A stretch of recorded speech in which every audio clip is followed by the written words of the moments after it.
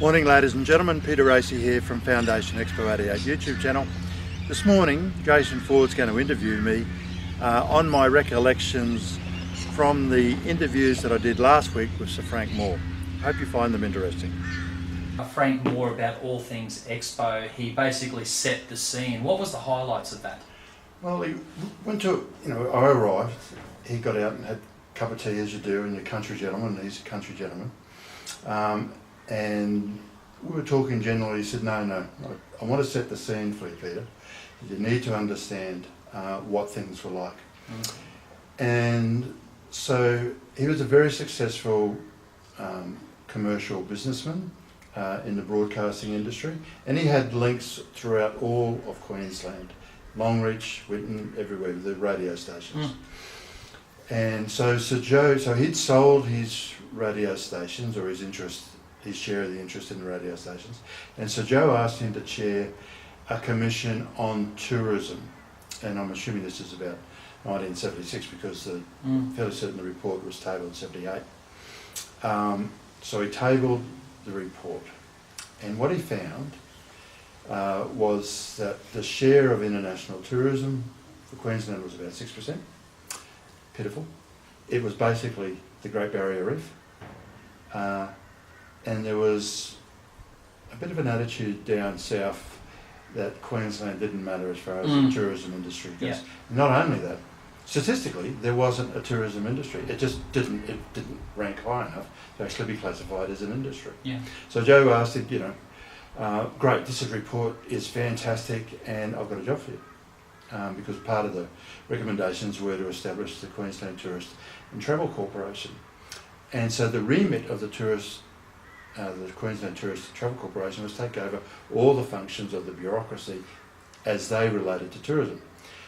And the bureaucracy way they did tourism was they had outlets in Cairns and Townsville, and they sold tourism packages in Sydney, in Melbourne, in Adelaide, in Perth. None in Queensland. So this is the Queensland tourist bureaucracy, how it promotes tourism in Queensland. And it didn't. I mean, And it wasn't all that long ago. No, well, not in. So you've got the. So he closed all those, and I vaguely remember the hoo-ha at the time. And then he set up international outlets in London and New York and other places that sell tourist packages in Queensland. But what he needed was product. And so then the other quandary he had was, well, okay, so we've got these older, well-established tourist products that in Cairns and on the Sunshine, on the Gold Coast and other places, but they were not of an international standard. They had international attractions, but the actual packages weren't of a real international standard. But he needed to start somewhere. And so he needed to research. And so he went to Qantas. Qantas's attitude was, no, we like the way things are. We like things concentrated where we can manage it, in Sydney and in Melbourne. Yeah. And by this stage, Sir Frank had a good working relationship with Rupert Murdoch, and Rupert Murdoch was based at that stage in Canberra, getting the Australian up and running. And so he went down and saw Rupert. Rupert, can you help me? Oh, of course I can. And so Rupert introduced him to Sir Peter Abels of Ansett fame. Sir Peter Abels was obviously buying planes just the same as Qantas. Yeah. And so there was a connection made into Boeing in Seattle.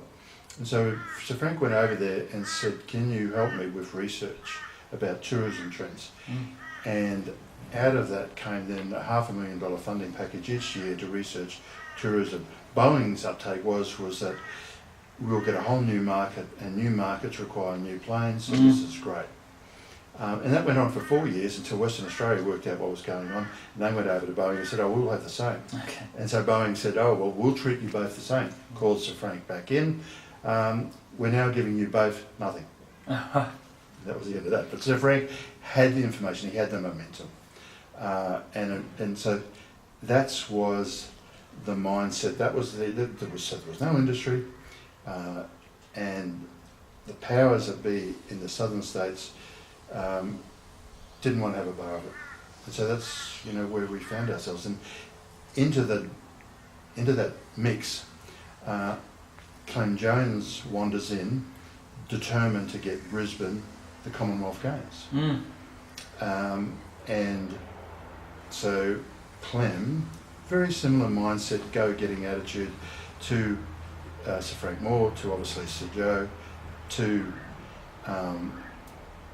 that's what he set out before we started to talk about Expo 88. It's probably a good time at this stage for us to take a little break, and then we'll come back, I think. How's that? Okay.